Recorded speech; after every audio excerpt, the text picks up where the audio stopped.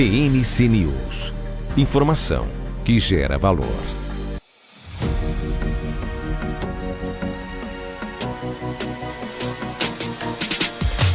BMC News. Informação que gera valor. Estamos de volta aqui na nossa programação, 11 horas e 30 minutos. Vamos seguindo aqui. Olha só, chegando aqui informações, o BOJ deve relaxar o controle da curva de juros, ali dos bônus do Japão. Juro de 10 anos pode superar 1%, de acordo então com as agências internacionais. Atualmente aí o retorno do bônus de 10 anos tem 1% de teto. O Banco Central também pode adotar uma postura mais flexível, inclusive na compra ali de JGB. A reunião, inclusive, é amanhã. Só para atualizar, ainda não há informações nem perspectivas sobre o início da coletiva com o ministro Fernando Haddad. Não há, então, previsão. Essa coletiva estava agendada para as 10h30, 1 hora aí já pelo menos de atraso. Segundo a assessoria do Ministério da Fazenda, não há nenhuma previsão para o início desta coletiva, A expectativa aí dessa coletiva era justamente logo após, então, a reunião do ministro Fernando Haddad com o presidente Lula, trazer aí uma linha, ou pelo menos informações que pudessem tentar trazer ali ou apaziguar um pouco as falas, do que foram ali, causaram ali, na verdade, uma grande reação na sexta-feira, depois que o presidente Lula trouxe ali a visão dele, sobre a questão da meta fiscal. A gente vai seguindo aqui na nossa programação, 11 horas e 32 minutos. Eu volto aqui com o Vandick para a gente repercutir também outras informações. Vandick, olhando um pouco para esta semana, a gente tem a super quarta, uma grande expectativa também em relação à política monetária do Federal Reserve. Queria que você trouxesse um pouco da sua leitura sobre as falas de Jeremy Powell deste final de semana. Paula, Jeremy Powell foi exatamente no ponto. Ele deixou em aberto a possibilidade de mais um aumento, talvez até mais do que um aumento. Existe uma grande incerteza com relação à convergência da inflação dos Estados Unidos em direção à meta de 2%. Essa inflação, esse residual de 3,5%, 3,4%, ele está muito pegajoso na sua descida, muito influenciado pelo custo de rolagem de dívida americana e também da própria economia americana, que continua a todo vapor. Mercado de trabalho a todo vapor e o nível de consumo individual, que é o PCI, que é um dos números mais importantes, ele está super elevado. Abaixo do que já foi, mas ainda muito elevado. Quer dizer, a economia está pegando fogo, as pessoas estão sendo empregadas, os salários, as remunerações em média têm sido elevadas e essas pessoas têm ido ao mercado fazer compras. Agora, a minha maior preocupação nos Estados Unidos é a questão da política fiscal muito acelerada do governo Biden. Para vocês terem ideia, esse ano, sozinho, os Estados Unidos pagou 711 bilhões de dólares até setembro, em serviço da dívida. Isso significa que a dívida já atingiu mais de 30 trilhões de dólares, chegando próximo a 34 trilhões de dólares. A taxa média de rolagem de dívida, que quando o ano passado era 1,5%, já está próximo de 3%. Quer dizer, ela dobrou em função do risco fiscal americano, rebaixamento de nota de risco, E com isso, nós temos um outro problema. A perspectiva do valor total de pagamento de rolagem ou pagamento de juros para os mercados por parte do governo americano pode chegar nos próximos anos em mais de $1 trilhão, conforme algumas projeções do CBO. Outro ponto muito problemático é que do ano passado para cá, o montante total de pagamento de juros subiu 33%, um adicional de 177 bilhões de dólares de um ano para o outro. A única maneira disso entrar em equilíbrio é o corte de gastos, aumento de impostos ou inflação. A gente está falando dos Estados Unidos ou Brasil, por sinal, bem parecida a situação, no qual quando você traz aí o peso dessa preocupação do fiscal lá e exatamente qual seria a solução, basicamente a gente está vendo aí uma coisa, algo inédito nos Estados Unidos. É muito parecido, Paula, pelo seguinte. Nós nos acostumamos por quase 13 anos depois da crise, né, da grande crise financeira de 2008, ao mundo de taxa de juro negativa ou próximo de zero ou zero. E o Brasil entrou nesse barco furado também.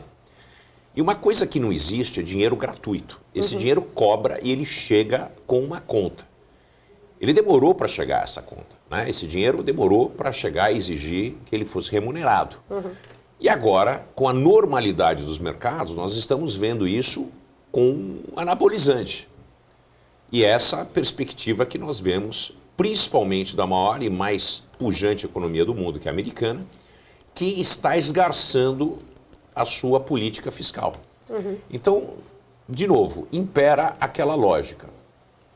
Ou corta gasto, que parece que o Biden não quer e quer fazer de tudo para ser reeleito, ou eleger alguém, né, do Partido Democrata, derrotar o Donald Trump, que tem muita condição de ser reeleito. Ou existe um aumento de impostos, que seria muito negativo para as perspectivas eleitorais. Os americanos são muito contrários a impostos, então a alternativa é inflar.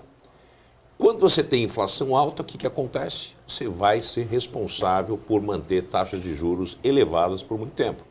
Então isso, para mim, dado o montante da dívida americana e o custo da rolagem dela, não é um fator conjuntural, mas é um novo patamar estrutural que nós chegamos. Eu acho que nós vamos conviver com taxas de juro determinadas pelos Estados Unidos, no mundo inteiro, muito mais altas do que nós nos acostumamos nos últimos anos, principalmente nos últimos 15 anos.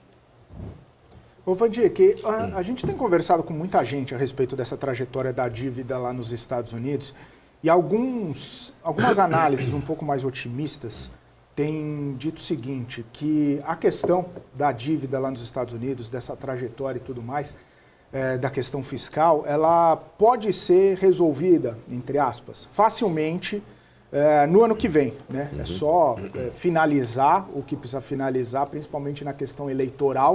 Os Estados Unidos colocam na mesa a proposta, votam e concluem essa questão fiscal. Você não me parece ser desse time dos otimistas e, inclusive, acredita que a questão é um pouco mais embaixo, principalmente nessas últimas falas aí, citando a questão eleitoral também. Você não acredita que a questão fiscal nos Estados Unidos possa ser resolvida rapidamente. E aí, obviamente, a gente já tem um impacto aqui no Brasil também, porque a grande questão que a gente vem falando precisa resolver lá para a gente ter uma perspectiva de resolução aqui. O cenário doméstico acaba sendo influenciado pelo cenário externo. Sem resolver lá fora, a gente fica também nesse vai, não vai. Na sua visão, não é tão simples assim. Precisa de um trabalho árduo, contínuo e até mesmo demorado para endereçar a questão fiscal lá nos Estados Unidos? Felipe, nós temos um brilhante trabalho pelo professor Tom Willett, que analisa o que a gente chama de political business cycle, né? Ao invés do business cycle tradicional dos booms e quedas com recessões das economias. Né? Quando você tem um alinhamento dos business cycles, o político, junto com o business cycle de negócio econômico, você tem poucos problemas. O problema é quando você tem ele desalinhado, como é o momento atual. O momento econômico exige corte de gastos, contenção fiscal, mas o business cycle político requer aceleração fiscal. Daí vem a minha grande preocupação com os Estados Unidos e com o Brasil e todos os países que nós temos uma estrutura em que existe a possibilidade de reeleição. Né? Esse é um grande problema do ciclo político, dos ciclos de negócio. Né? Se eles coincidem, maravilhoso. Mas se eles não coincidem, a gente tem esses problemas que batem no fiscal. Boa. O Vandir, que inclusive a gente tem agora, né? Começou agora a coletiva do ministro Fernando Haddad. Vamos então acompanhar essa entrevista coletiva do Fernando Haddad a respeito da conversa que ele teve mais cedo com o presidente Lula.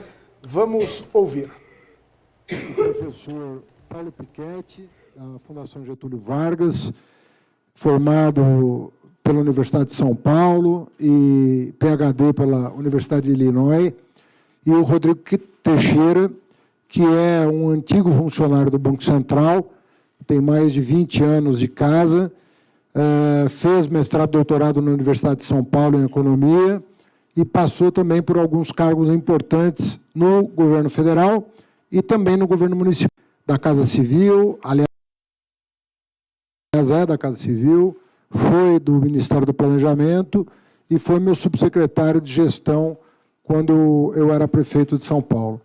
De maneira que vocês vão ter oportunidade de conhecê-los melhor, conhecer currículo, trajetória, contribuição que já deram ao país. Eu fico extremamente gratificado de poder ter sido o mediador desse convite e com a certeza absoluta de que são pessoas com uma grande contribuição a dar para o Banco Central. Paulo Pichetti é conhecido da imprensa brasileira, é uma pessoa que trabalhou na FIP, trabalha no IBRE, é responsável há muitos e muitos anos pelos principais indicadores de inflação do país. É uma pessoa que tem um repertório acadêmico considerável e um conhecimento assim, a toda a prova, né? E o Rodrigo é uma pessoa que me ajudou muito na Prefeitura de São Paulo, com reestruturação de carreiras, é uma pessoa que vai poder, junto ao Banco Central, fazer uma mediação necessária com o governo federal nesse momento, tem o respeito dos seus colegas, tem o respeito dos demais diretores, e são dois nomes que contam hoje com o apoio do presidente, que vai acolhê-los da melhor maneira possível na instituição. É uma instituição que se fortalece a cada dia. A nossa interlocução tem sido aperfeiçoada ao longo do tempo. Eu penso que nós continuaremos num momento de muita troca de informações, de impressões e de conhecimento para o bem do país. Então,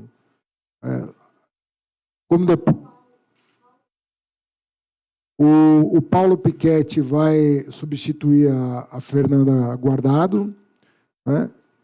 E o Rodrigo vai substituir o Maurício. Oi?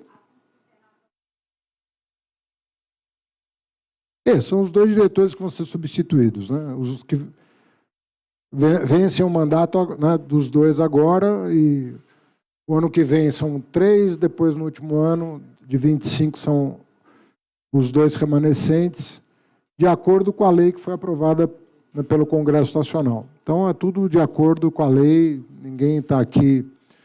E eu fico feliz de pessoas com o currículo do Paulo e do Rodrigo estarem se colocando à disposição do país para oferecer o melhor dos seus conhecimentos e das suas habilidades.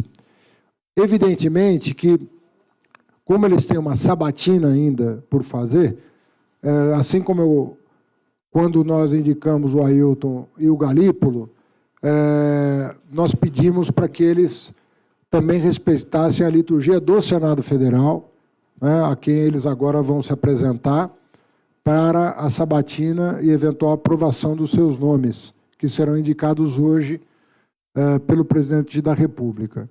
De maneira que eles não darão entrevistas a meu pedido em respeito aos senadores. Serão sabatinados pelos senadores e, portanto, depois disso, uma vez empossados, vão respeitar os protocolos internos da instituição.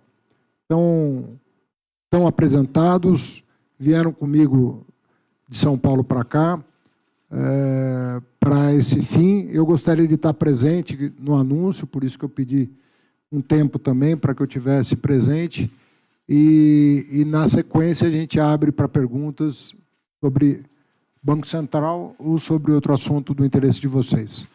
Eu termino por agradecer o Dario, que está sempre presente, agradecer o Paulo Pichetti e o Rodrigo Teixeira a disponibilidade, desejar a eles sorte no Senado e, uma vez aprovado, sorte no Banco Central. Tá bem?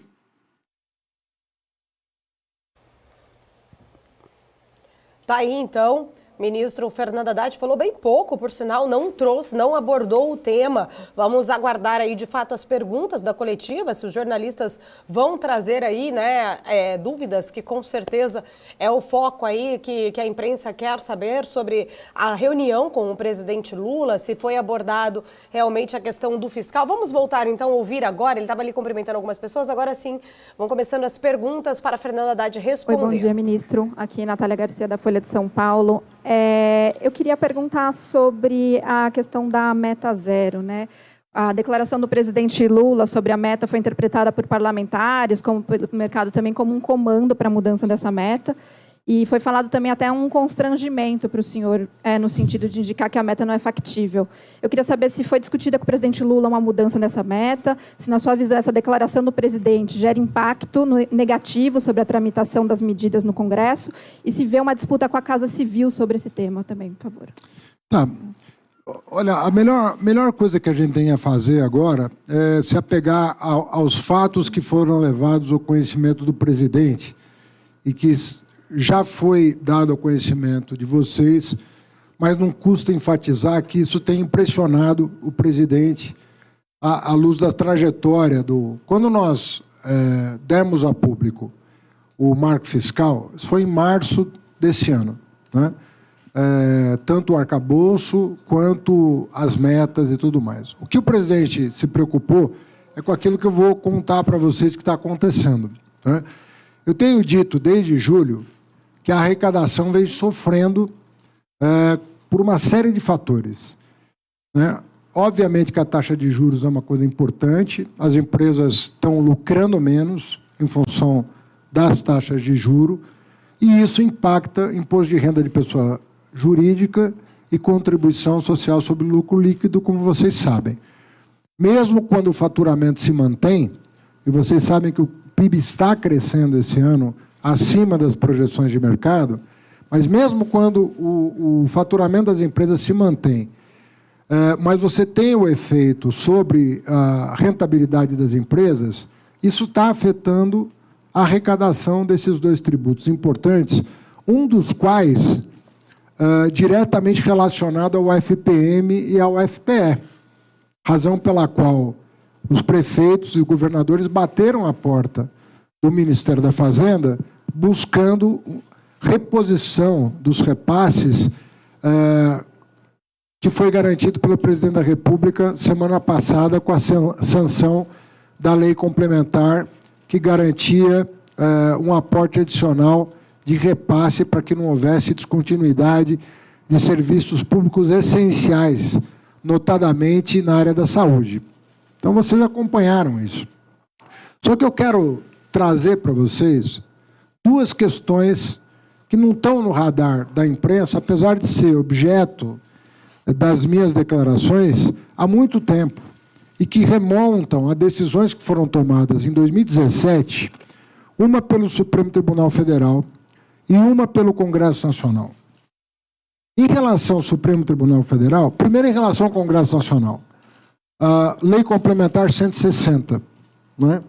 Vocês sabem que a Lei Complementar 160 tem um dispositivo que alterou uma outra lei e que abriu uma brecha enorme para as tais subvenções. Só para que vocês tenham uma ideia do tamanho do problema. A medida provisória 1185, ela corrige essas distorções. Portanto, tudo dando certo, 2023 vai ser o último ano dessa enorme brecha que permite ainda às empresas abater da base de cálculo incentivos fiscais dados pelos estados e, para além dos incentivos fiscais dados pela União, por exemplo, no âmbito da região da Sudene, que é incentivada, como todos vocês sabem, e cujos benefícios estão mantidos. Não obstante isso, o abatimento da base de cálculo da contribuição social sobre o lucro líquido do imposto de renda à pessoa jurídica, que no ano passado foi de 149 bilhões, a estimativa para este ano, e eu fiz até uma pequena confusão numa declaração que eu dei semana passada, imaginando que o número que eu vou repetir dizia respeito à projeção de 2024, e não, diz respeito à projeção de 2023. O abatimento da base de cálculo projetada para este ano, desse dispositivo, é de 200 bilhões de reais. Isso é uma das razões pelas quais a arrecadação do governo federal vem sofrendo um enorme prejuízo a partir de uma emenda parlamentar que foi aprovada, que foi objeto de veto presidencial em 2017 e que foi derrubado esse veto pelo Congresso Nacional, dando ensejo a essa espiral que, de 2017 para cá, saltou de 39 bilhões para 200 bilhões projetados para 2023 e consolidado 149 bilhões em 2022. Então, nós levamos ao conhecimento do presidente esse problema, para que ele tem que ser informado do que está acontecendo. Por que que o PIB cresce e a arrecadação não cresce na mesma proporção?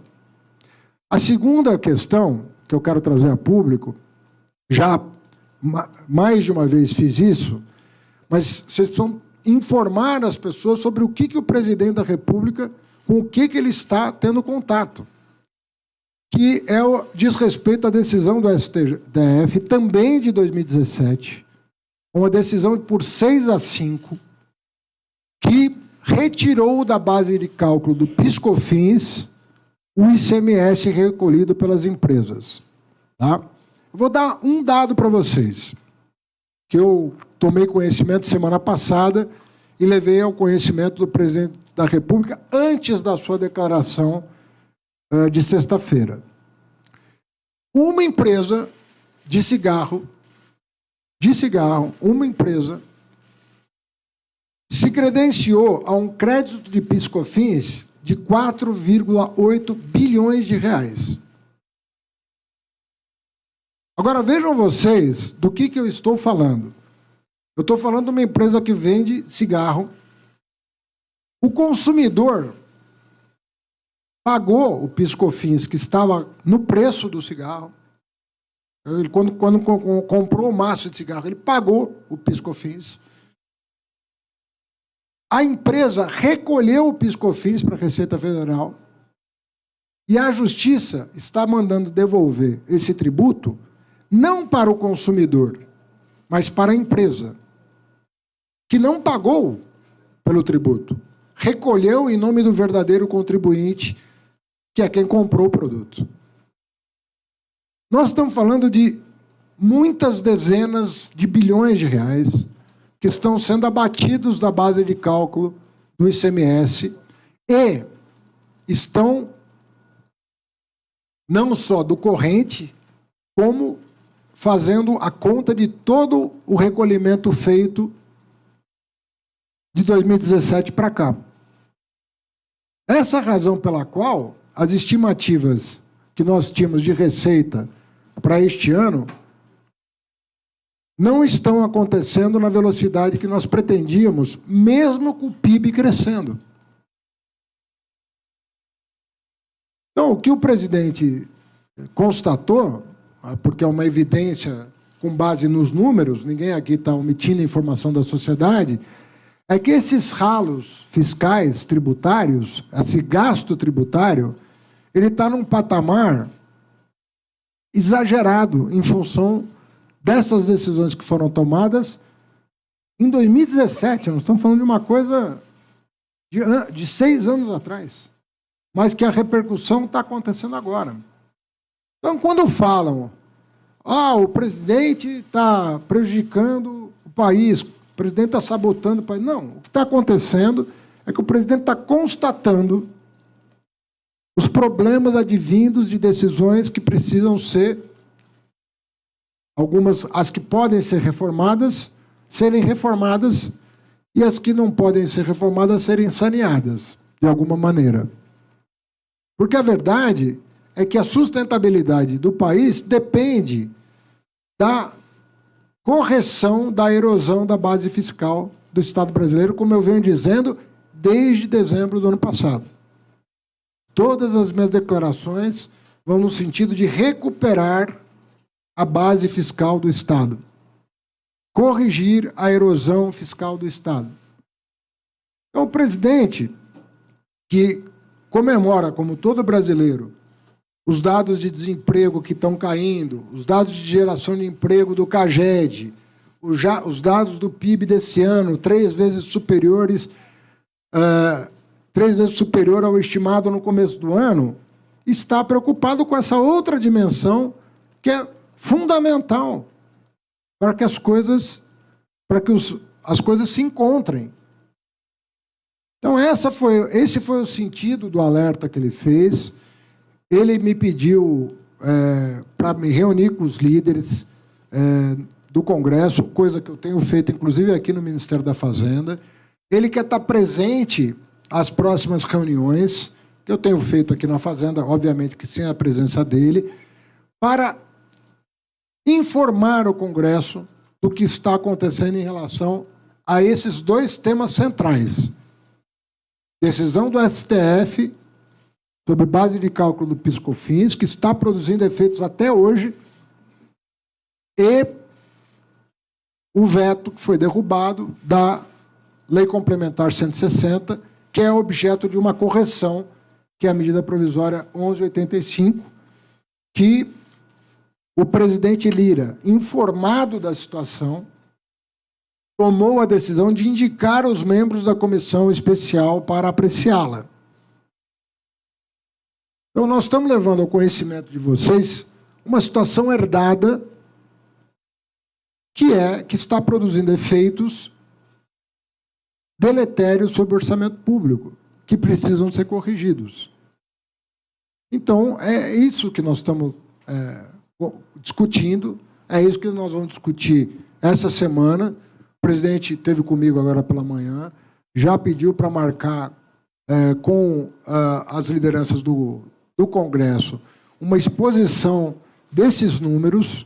Nós queremos que eles sejam publicizados para que a sociedade acompanhe, que não há da parte do presidente, nenhum descompromisso, muito pelo contrário. Se ele não tivesse preocupado com a situação fiscal, ele não estaria pedindo apoio aqui da área econômica para a orientação das lideranças do Congresso. E isso é algo que precisa ser feito pelos 3 poderes. Não é só a área econômica, nem só o executivo. Os 3 poderes precisam estar cientes do que está acontecendo, porque esses 4 bilhões e 800 que vão ser pagos, na verdade, porque quando você desconta do imposto, de fato, você está pagando. Ele não entra na conta de precatório, ele não fica nem visível no orçamento público. Como é um dinheiro que deixa de entrar, vocês não conseguem sequer se apropriar do que está acontecendo. E nós queremos que a sociedade conheça esses números. Porque ela tem um impacto muito expressivo nas contas públicas. Foi uma decisão que impactou. E se vocês recuperarem as matérias publicadas naquela ocasião, quem entende do assunto já havia alertado para o problema. Mas as coisas se perdem no tempo. Só que a decisão tem efeitos diferidos no tempo. E alguém tem que lembrar o que aconteceu, até para indicar caminhos de como resolver esse problema grave que foi herdado. Então, nós estamos aqui da maneira mais transparente possível, tanto em relação à presidência, quanto em relação à sociedade, explicando as razões da nossa preocupação. Porque isso poderia ser um precatório, estaria na conta do calote que foi dado. Mas está fora. Está fora daquela conta. Porque é uma dedução que é feita pelo próprio contribuinte, a partir de uma decisão judicial que concede a ele o direito de dedução. E aí vocês não ficam sabendo. E eu repito, quem está recebendo esse valor não é quem pagou o imposto. Porque quem pagou o imposto foi quem comprou a mercadoria, foi o consumidor. E não é ele que está recebendo de volta. Então, também aí tem um enriquecimento sem causa das empresas. Elas cobraram na ponta, recolheram para a Receita e agora vão receber de volta um imposto que foi cobrado do consumidor e que não foram elas que pagaram. Elas só repassaram para a Receita Federal. É um problema. Isso é uma questão, de novo, 2017, as duas decisões, veto e decisão judicial, são de 2017. Só que os efeitos se prolongaram no tempo e está tendo uma repercussão muito grande esse ano. E eu preciso levar ao conhecimento do presidente. Em março, nós não tínhamos. Aliás, nenhum governo de 2017 para cá se preocupou em resolver esse problema. Nenhum dos dois que antecederam este governo. O problema existia desde 2017 e ninguém endereçou. Só que ele foi erodindo a base fiscal. E nós estamos aqui para resolver. Até porque não há tempo. Nós não temos... A partir do momento que a gente colocou a questão fiscal de novo na ordem do dia, coisa que não está na ordem do dia há 10 anos, né? Há 10 anos ninguém acompanha o resultado primário no país. Agora que a questão está na ordem do dia, porque é um governo que quis colocar na ordem do dia, nós precisamos olhar para trás e ver o que nós estamos herdando para resolver. E não é um problema de fluxo, é um problema de estoque dessas decisões. É fluxo e estoque. Porque no caso do PIS/COFINS, a decisão do Supremo não foi dali para frente. Ela se aplica também aos 5 anos que antecederam a decisão. Então, é grave. Se vocês recuperarem as matérias que vocês fizeram à época sobre esse assunto, vocês vão ter muitas informações que vocês próprios conseguiram para entender o que está se passando. Agora, a determinação do governo é resolver. Não é escamotear o problema, é resolver o problema. Eu falei, presidente, o tamanho do problema independe da nossa vontade, porque ele já existe. Agora, a determinação para resolver vai depender de nós apresentarmos soluções como estamos fazendo desde o começo do ano. Está aí a MP 1185, que não estava no radar de ninguém. Nem na lei orçamentária, nem no anexo da lei orçamentária constava a renúncia fiscal da lei complementar 160. Só queria lembrar isso, porque vocês acompanham o anexo da lei orçamentária e sabem a renúncia fiscal, lei por lei. Da lei complementar 160, havia uma omissão. E essa omissão era a maior de todas. Então, nós estamos simplesmente dando transparência para o que está acontecendo e buscando uma solução para o problema. É isso. Qual é a solução? Nós vamos sentar com os líderes do Congresso, vamos conversar com os presidentes das casas. Eu tive o privilégio de jantar com o ministro Barroso para tratar dos temas fiscais que estão no STF, que ainda não foram julgados, para verificar se a gente faz uma agenda com o Supremo para corrigir essas distorções, pelo menos para frente. Mas o fato é que nós vamos precisar enfrentar essa dificuldade. Então, ninguém aqui está afrouxando nada, ninguém aqui está querendo contornar nada, ninguém aqui está querendo omitir informação. Muito pelo contrário. Se tem uma equipe que escarafunchou esse orçamento atrás de problemas para resolver, foi essa equipe aqui do Ministério da Fazenda. Trabalha 7 dias por semana, 24 horas por dia, para encontrar saídas justas para o problema que foi herdado. Porque também, no passado, não tão longínquo, era fácil, você aumentava a alíquota de imposto e acabava com o problema. Quanto precisa mais? 1% do PIB? Aumenta. 2%? Aumenta. E nós estamos querendo fazer a coisa de maneira correta. Dá muito mais trabalho. Porque para aumentar a alíquota, é uma votação só. É uma votação só para aumentar a alíquota. Nós estamos querendo trabalhar projeto a projeto, para corrigir essas distorções. Quantas leis já foram para o Congresso? Quantas ainda irão? Mas é um esforço que, na minha opinião, faz justiça ao cidadão. Teve governo que aumentou 6% do PIB, a carga tributária, numa penada. Aumentava a alíquota de PIS e COFINS, resolvia. Nós, até na reforma tributária, colocamos lá uma cláusula para dizer que os impostos vão ter que respeitar a média dos últimos anos de arrecadação e assim por diante.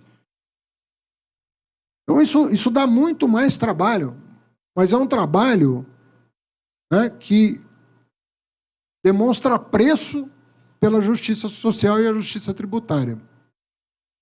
Eu repito, seria muito mais fácil resolver isso numa penada, numa lei só. Uma lei, uma MP resolvia todo o problema fiscal. Mas talvez fosse afetar a vida das pessoas em geral. Então nós estamos procurando calibrar as decisões de uma maneira que dá mais trabalho, mas corrige distorções tributárias importantes. É disso que nós estamos falando, é disso que o presidente falou. O presidente ficou muito impactado com o que ouviu semana passada. Nós levamos os números para ele. Esses números que eu estou divulgando, esse caso exemplar de quase 5 bilhões de reais que terão que ser pagos, devolvidos, né, para uma única empresa. Né? De novo, de um tributo que não foi pago por ela, que foi recolhido por ela em nome do consumidor, que foi quem pagou o tributo. Tudo isso foi levado à consideração do presidente. Agora, o presidente tem sensibilidade social.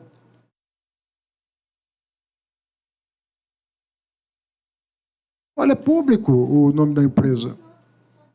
Ué, é só você ir no judiciário que você vai ver lá. Querida, você faz o teu trabalho, é público, não é dado sigiloso da Receita Federal.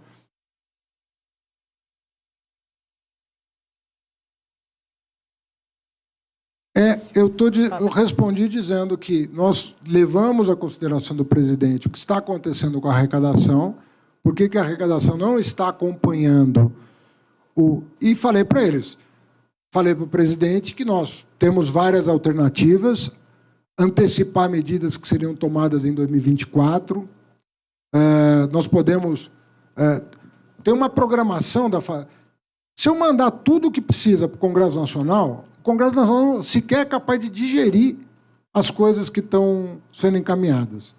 Você veja o fundo exclusivo e o fundo offshore.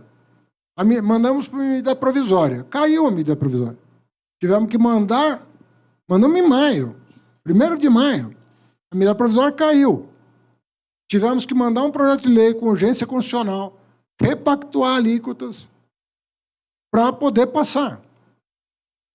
E ainda falta o Senado. A subvenção é outra coisa. São 200 bilhões de abatimento da base de cálculo. 200 bilhões. Eu não vejo ninguém preocupado com isso. Não vejo. Como se fosse 34% sobre 200 bilhões, quanto é que dá? É disso que nós estamos falando. Né? Querido, o que eu levei ao presidente foram os cenários possíveis. Os cenários possíveis. E se eu tiver que antecipar medidas que eu ia tomar em 2024, e a Casa Civil, e o presidente, e a coordenação de governo concordar, eu encaminho. É isso. O meu papel, querido, o meu papel é buscar o equilíbrio fiscal. Eu farei isso enquanto eu estiver no cargo. Ponto. Sabe por quê? Não é por pressão do mercado financeiro, não é porque eu sou ortodoxo, é porque eu acredito que o Brasil, depois de 10 anos, precisa voltar a olhar para as contas públicas. Eu tenho um amigo meu que me critica. O Haddad está virando. Não, eu não estou fazendo uma coisa que eu não acredito. Aliás, eu não tenho esse perfil.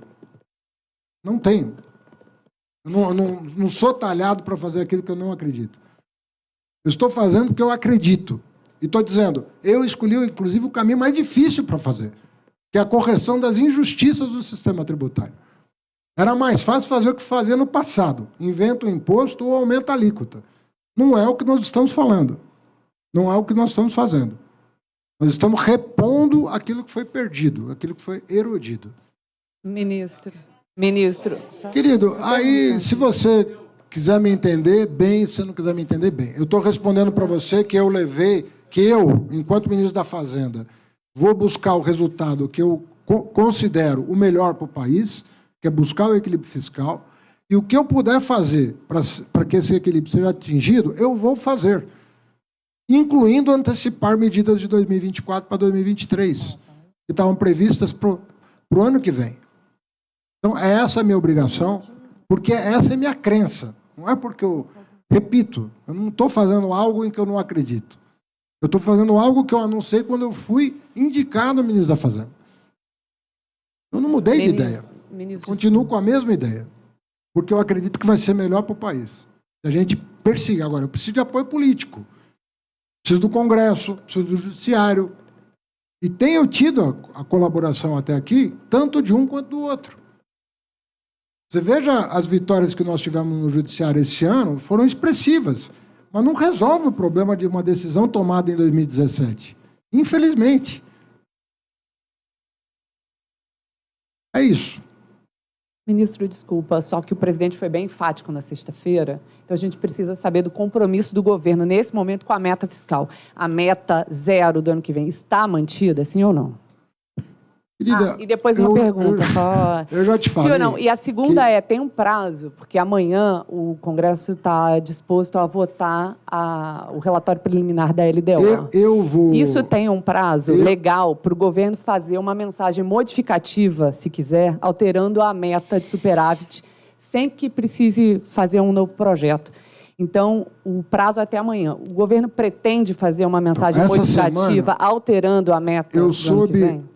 Hoje, na reunião que eu tive com o presidente, ele pediu para o ministro Padilha convocar os líderes para que a mesma apresentação que eu fiz a ele seja feita aos líderes em relação a esses tópicos. E os mesmos cenários que eu apresentei para ele, eu vou apresentar para os líderes, no que diz respeito às medidas que iam ser tomadas em 2024 e talvez tenham que ser antecipadas. Pergunta, ministro. Eu vou anunciar as medidas quando elas forem validadas pelo presidente da República. Isso a gente precisa saber da meta. A gente não, todo mundo, o Brasil inteiro tem a meta. Que da minha meta está estabelecida, tá bom? Continua mantida a meta de superávit zero? A minha meta estabelecida. Eu vou buscar o equilíbrio fiscal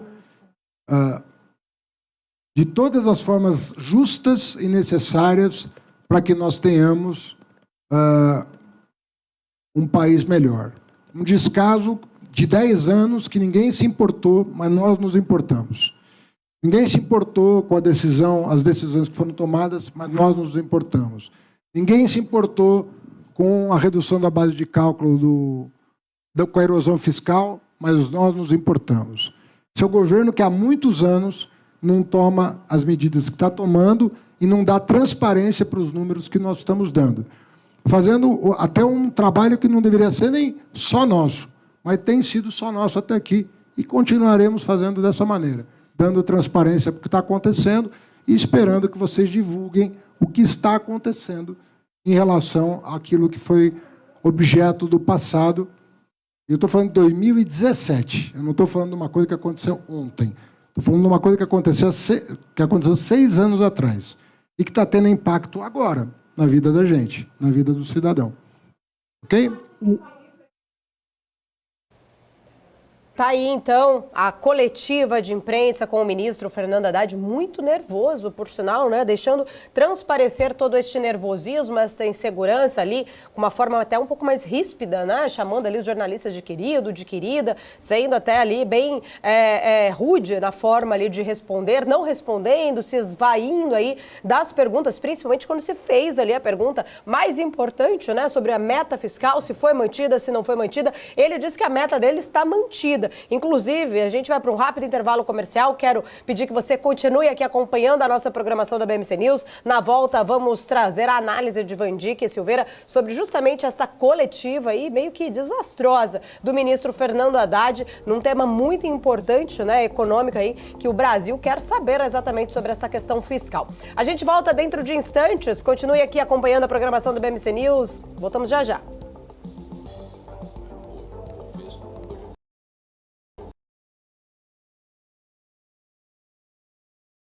Olá, eu sou o Felipe Nascimento e te espero junto com o Marcos Saravalli aqui no BMC Market. Aqui tem debate com os convidados, análise dos principais assuntos do dia. Você vai saber o que impacta a economia e o mercado financeiro. Opinião, claro, de quem entende do assunto. Nosso encontro aqui no BMC Market é de segunda a sexta-feira, às 2h30 da tarde. BMC News. Informação que gera valor.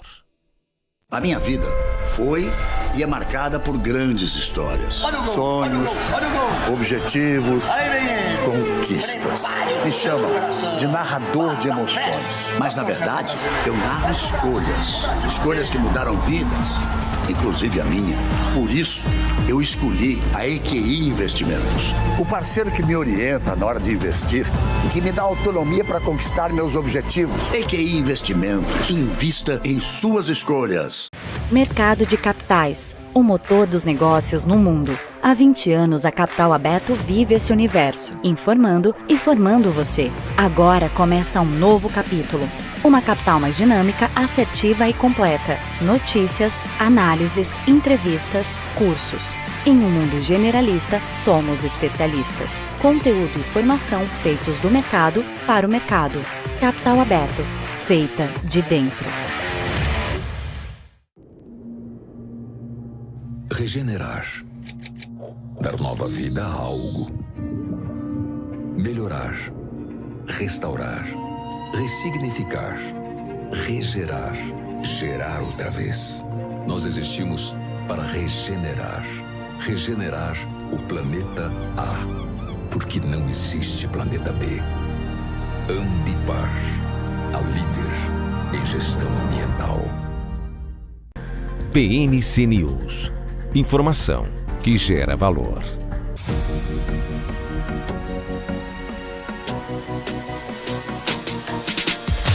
BMC News. Informação que gera valor.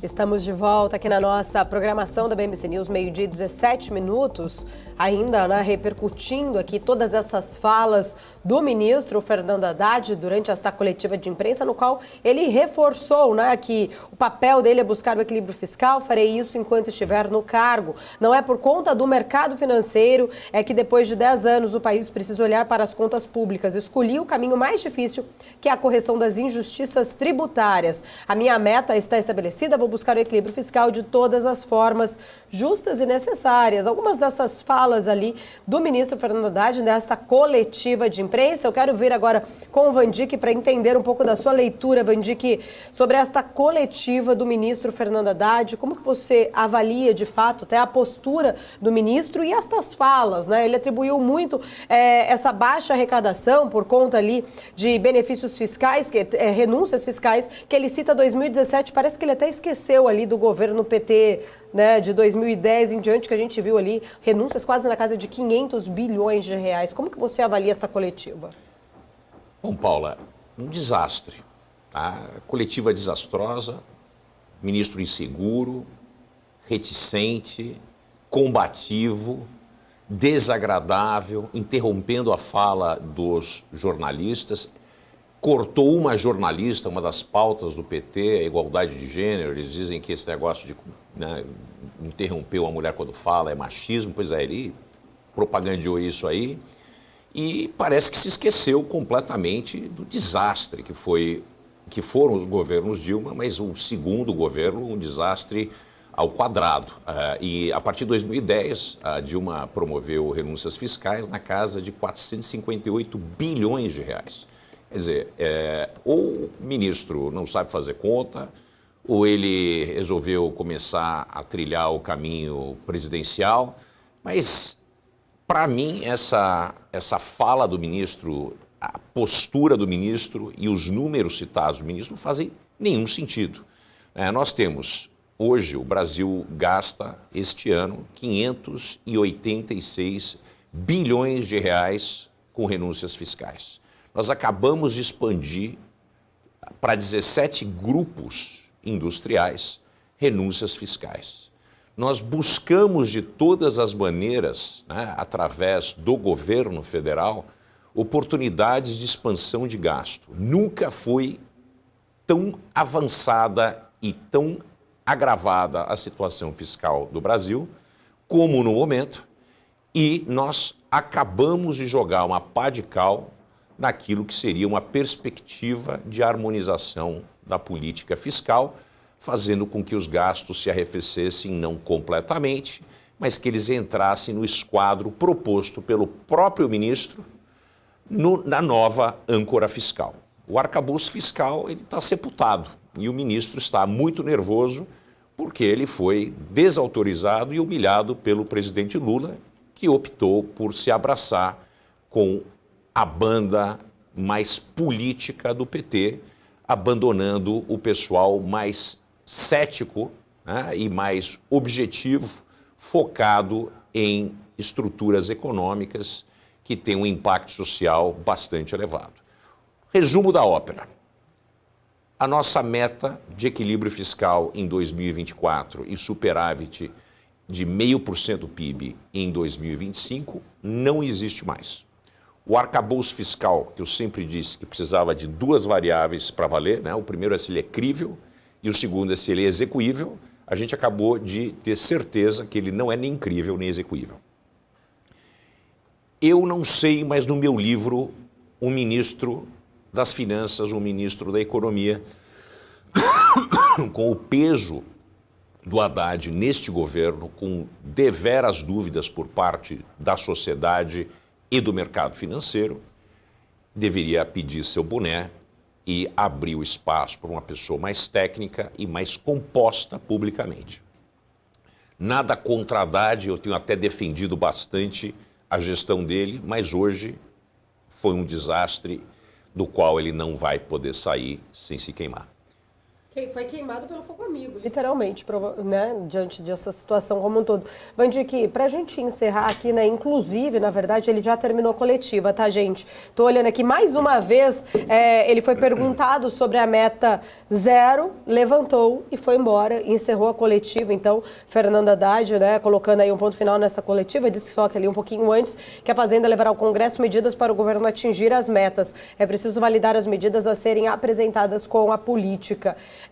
Muito provavelmente acabou também a lua de mel da imprensa com Fernando Haddad. Certamente acabou a lua de mel de Fernando Haddad com todo mundo. O ministro se provou inepto para o cargo. Ele precisa ser substituído rapidamente para criar o mínimo de credibilidade do governo, principalmente com relação às contas públicas, e precisa de ajuda do presidente da República, evitar falas que acabam saindo quando ele menos espera e pega o ministro numa encruzilhada à noite, no escuro. É muito complicada, eu não gostaria de estar na posição do Fernando Haddad, eu tenho dito isso, era o ministro que saltava nas fontes para buscar as moedas jogadas por turistas. Agora a questão se sedimentou em 2 pontos. Ou teremos que aumentar a carga tributária e novos impostos. De novo, vou falar pela 5ª vez hoje, não descarto a volta da CPMF. Ou nós vamos ter muitos problemas para baixar a taxa de juros, a Selic, em função de um potencial processo inflacionário, uma vez que o governo tem gasto demais e se recusa a cortar gastos. Vale lembrar que o que a gente pede para o governo, o mercado pede, as pessoas sensíveis pedem para o governo, é que corte gastos discricionários, corte gastos com folha e foque nos investimentos. Não é verdade a fala de Lula que ele não vai cortar investimento. Os investimentos já foram cortados. Os investimentos eles estão muito baixos. A gente vê de onde veio o crescimento do PIB esse ano, e não vieram dos investimentos, eles vieram do consumo das pessoas, o consumo das famílias, o consumo do governo e principalmente do agronegócio. A gente não pode apostar de forma alguma em um único item para o crescimento do PIB esse ano, ano que vem e para o futuro. O Brasil carece de um plano, de uma estrutura planejada que transcende governos. E enquanto a gente não tiver esse pacto, um pacto de Moncloa, entre governo atual, oposição, futuros potenciais governantes, o Congresso Nacional e o Supremo, o Brasil não vai a lugar nenhum.